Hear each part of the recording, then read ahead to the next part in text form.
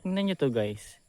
Alam nyo ba dito sa bukid, pag wala kaming pang ulam, o halimbawa hindi pa kami nakakabili ng pang ulam sa sa bayan, yun tong ginagawa namin.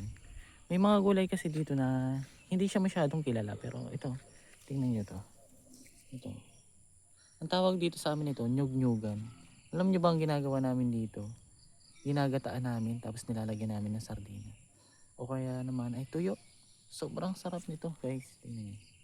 Meron pa ako dito nakita. Mas malaki siya. Papakita ko sa inyo. Mamaya kukunin ko to gawa ng magagata din ako nito eh. Ito siya. Malaki na to. Tingnan nyo. Ito siya oh.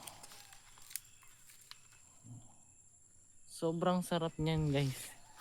Sobrang sarap niyan. Yan ang inuulam namin dito sa bukid. Pag wala kaming pag wala kaming ibang ulam. Yun lang.